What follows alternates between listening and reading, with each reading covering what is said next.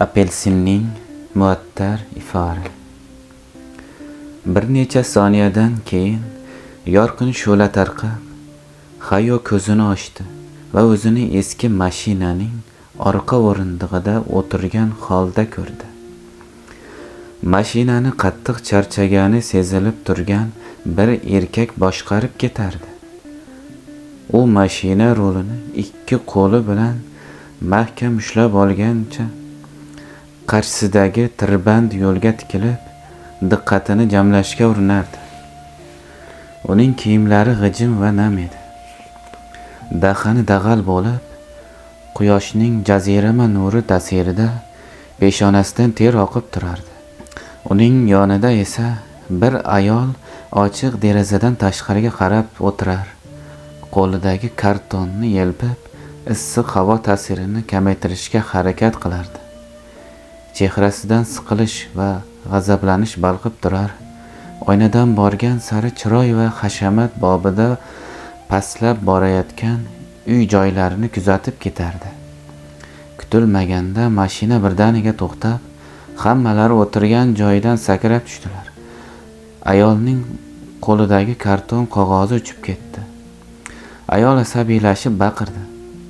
"Ko'zingga qara. Nima, bizni o'ldirmoqchimisan?" Erkak diqqatini yo'lga qaratgancha, sovuqqonlik bilan dovdiragancha javob qaytardi. "Bu shunchaki yo'ldagi bir chuqurcha edi, xolos. Bunchalik bezovta bo'lishga hojat yo'q." Ayol oyoqlari orasidan karton qog'ozni g'azab bilan oldi. "Hech kim sendek chuqur sanashni qoyillatmasa kerak, Solih." Solih ter bosgan yuzini ayoliga qaratdi. "Nima demoqchisan, Zakiya?" Zakiya yo'lga ishora qilib baqirdi. "Ehtiyot bo'l." Mashinaning boshqa bir chuqurchaga tushishi oqibatida hammalari yana bir bor sakrab tushdilar. Bu holat Zakiyani yana baqirishga undadi. "Solih, yo'ldan ko'zingni uzma." Solih qarshisiga diqqat bilan razm solgan quyi rolni yana mahkamroq ushladi. "Yaxshi, yaxshi." Zakiya orqa o'rindiqqa, Hayo o'tirgan joyga o'girilib tabassum qildi. "Ahvoling yaxshimi, azizim?" Hayo vaziyatni tezda anglab, ayol uning onasi, anavi erkak esa katta ehtimol bilan otasi ekanini tushundi. Chunki Hayo bu paytga kelib hech qanday ogohlantirishlarsiz to'satdan bunday chigal vaziyatlarga tushib qolishiga o'rganib qolgan. Oldingiga nisbatan esankirashdan ko'ra o'zini qo'lga olishni kuchaygan edi. Lekin Hayo bu safar ayolning azizim emas, azizim deb chaqirishidan hayron bo'ldi. Shuning uchun o'rnidan turib, ro'parasidagi ko'zguga qarashga urindi.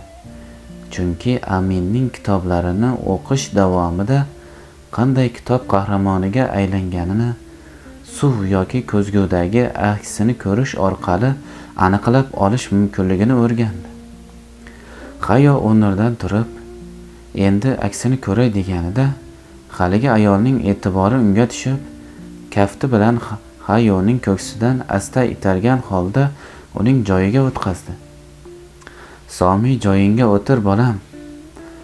O'zini hali 5 yoshga ham to'lmagan jajji o'g'il bolaning tanasida namoyon bo'lgani bilan Hayo hayratdan og'zini lang ochgan kuyi kaftlari bilan o'zini paypaslab joyiga o'tirdi.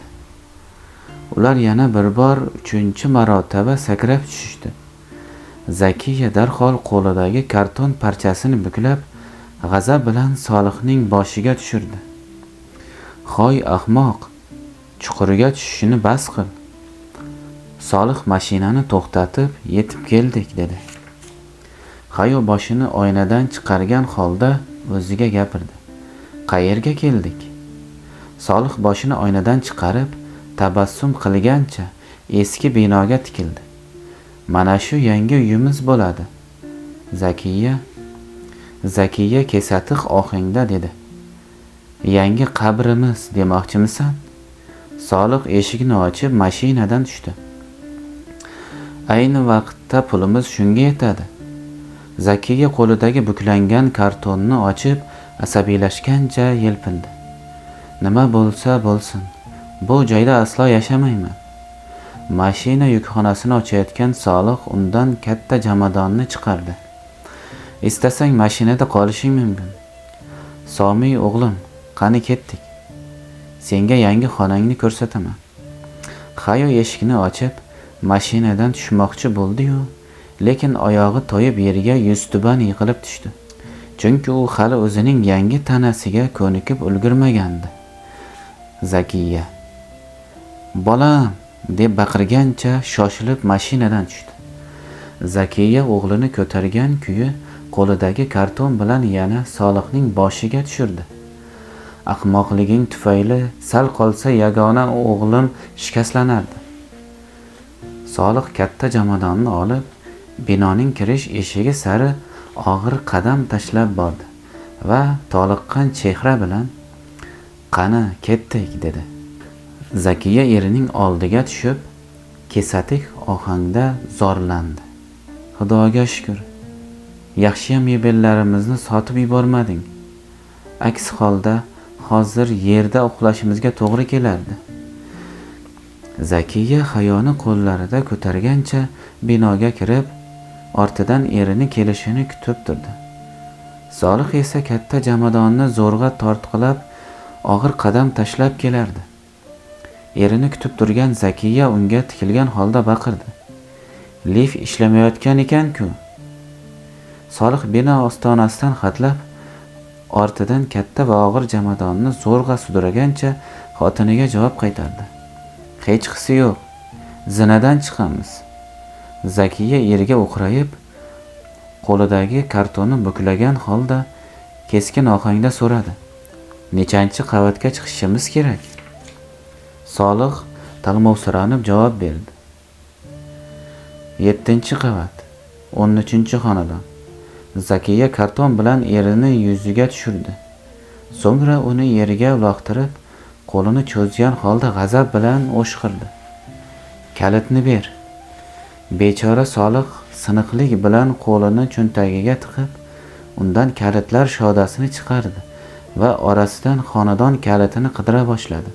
Zakiya Solihning qo'lidan kalitlarni tortib oldi-da, zinapoya tomon yurgan holda "Ortimizdan yetib olarsan" deb jerkidi.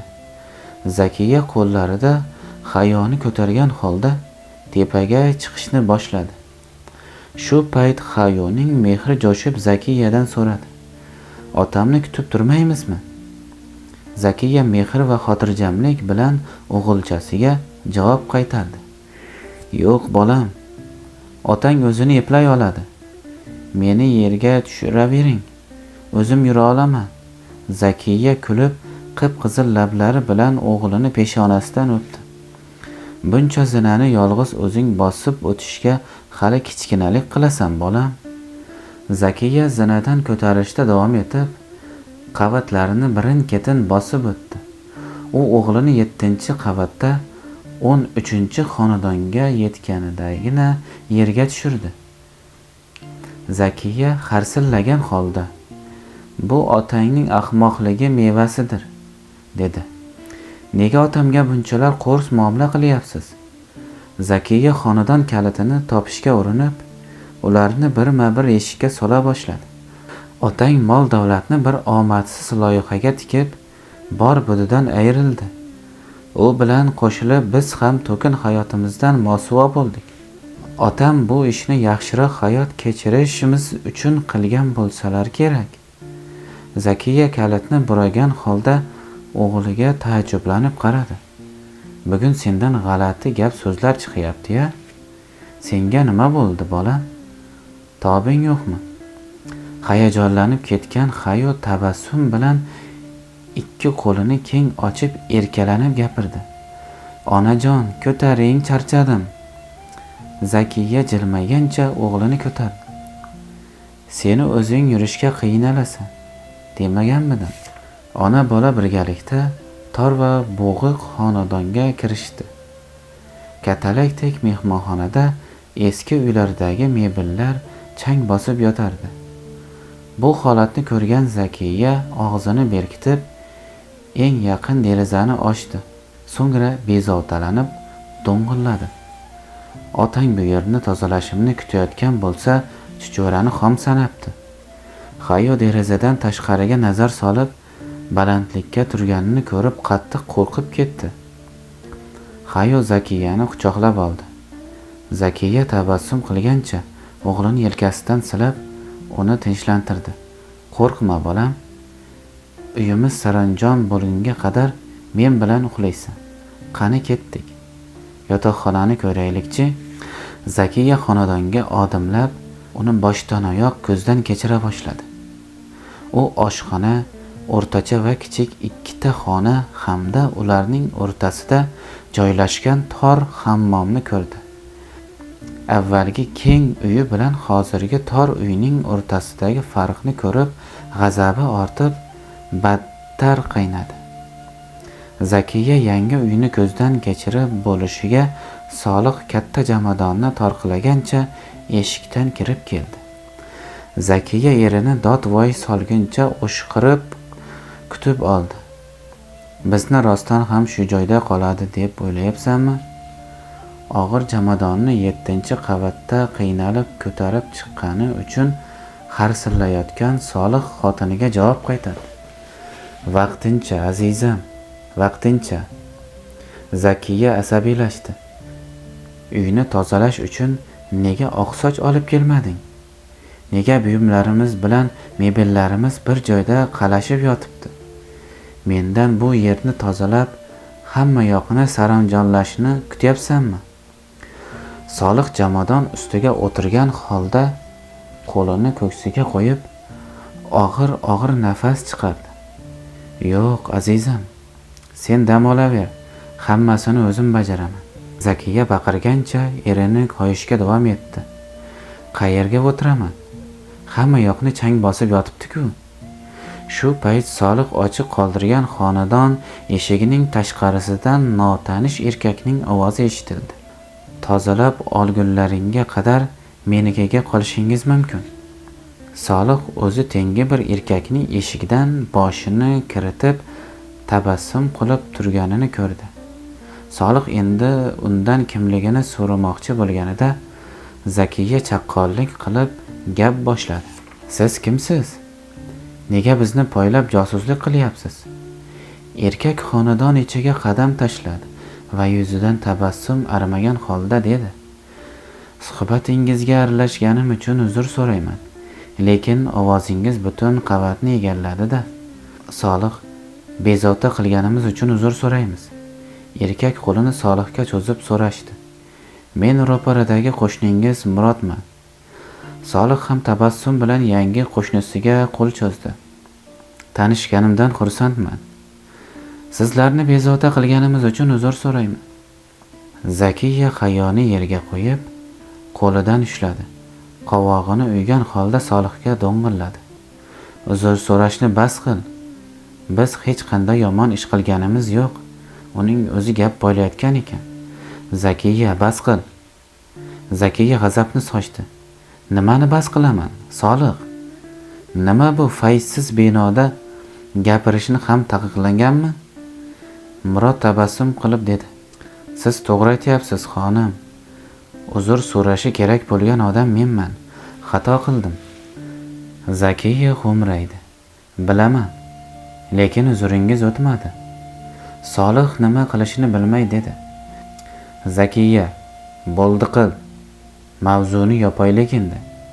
Murod Solihning yelkasiga qo'lini qo'ygan holda xush ohangda Zakiyaga dedi. Xonim, uyimda dam olib turishingiz mumkin.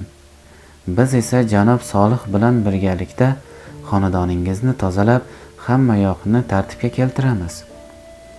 Zakiya keskin ohangda, rafiqangiz bunga nima deydi? Men yolg'iz yashayman. Zakiya asabiylashdi. Bu imoratda faqat bo'ydoqlar yashaydimi deyman? Solih o'rnidan turib, katta jamadonni ichkariga tortib kirgizdi. Yo'q, qasam ichaman. Bu imorat faqat oilalar uchun. Murod, janob Solihni koyimang, xonim. U to'g'ri aytyapti. rafiqam olamdan o'tganiga 1 oy bo'ldi. Zakiya biroz keskinlikni kamaytirdi. Afsusdaman, sabr tilayman. Murod Solihga jomadonni olib kirishga yordamlashgan holda dedi. Hech qisi yo'q. Zakiya unga nafratli nigoh bilan qarab kesatdi. Undan ayrilganingiz uchun xafaga o'xshamaysiz. Murod jomadonni devorga suyab javob qaytardi. Yuz xafaligi arib, qalb xafaligi qoldi va men uni hech kim bilan bo'lishib o'tirmoqchi emasman. Solih aralashdi. Zakiya, uni yana qancha tergov qilmoqchisan? U bizga yordam bermoqchiligini o'zi yetarli emasmi? Uni koyishimiz emas, rahmat aytishimiz kerak. Murod tabassum qildi. Biz qo'shnilarmiz. Oramizda xushomadga o'rin yo'q. Sizlarga chin dildan yordam beryapman. Zakiya xayoni ko'targancha jahl bilan so'radi. O'sha uyingiz qayerda edi? Murod xonadon eshigi tomon kaftini keng ochib ishora qildi. Ro'parangizdagi xonadon. Eshigi ochiq, marhamat. Zakiya eri va yangi qo'shnisini oldidan o'tgancha ming'irladi. Tezroq bo'larsizlar. Dam olishni istayman. Zakiya xayoni qo'lida ko'targancha eshigidan chiqib ketdi. U chiqishi bilan Solih bilan Murod xonadonni tozalashni boshladilar. Zakiya Murodning uyiga kirgan zahoti qo'li bilan burnini berkitdi. Bu qanday hid bo'ldi? Xayo uyini iskab onasiga javob berdi. Apelsin. Zakiya xonadonning o'rtasida turgancha mebellarga takabbirona razm soldi. Mebellari biznikidan hashamatliroq ekan. Onajon, meni yerga tushiring. Zakiya o'g'lini tushirdi. Azizim, biror narsani sindirib qo'yma tag'in. Menga yaqin yur. Xayo e'tiborni tortadigan darajadagi tartibli va top-toza xonadan bo'ylab sayr qila boshladi. Xonadondagi antiqa buyumlar va go'zal portretlar har burchagiga nafislik bilan mohirona joylashtirib chiqilgandi. Uydagi mebellarning detali yorqin va tabiiy ranglarda bo'lib, na bir shakl, na bir tus boshqasiga o'xshamasdi. Zakiya yangi qo'shnisining xonadonini biroz kezgach, bor og'irligi bilan mehmonxonadagi divonlardan biriga o'zini tashladi. Oradan bir necha soniya o'tar o'tmas uyquga ketdi. Xayo uyqudagi onasini uyg'otmasdan 1 soatga yaqin vaqt mobaynida xonadonni aylanib chiqish davom etdi. Lekin jismi kichikligi sababli ko'p narsani ko'ra olmasdi. Zakiya kutilmaganda uyqudan cho'chib uyg'onib, o'g'lini chaqirdi. Qayerdasan, Somi? Xayo yaqin masofadan javob qaytardi. Men bu yerdaman, onajon. Zaki xotirjamlanib chuqur nafas olgancha, Yaratganga shukr dedi. So'ng o'tirgan joyida xonadonni yana bir bor ko'zdan kechirdi. Bu joy bunchalar go'zal va shinam bo'lmasa, onajon, bizning uyimizni ham shu holatga keltirish qo'lingizdan keladi. Zakiya boshini orqaga suyab, shiftdagi turli xil rangdagi ganchkor naqshlarni tomosha qildi. Asalim, buncha pulimiz yo'q-da. Go'zallikka faqat pul bilan erishilmaydi. O'tkir hidni payqashni boshlagan Zakiya tezlik bilan nigohini oldinga qaratdi.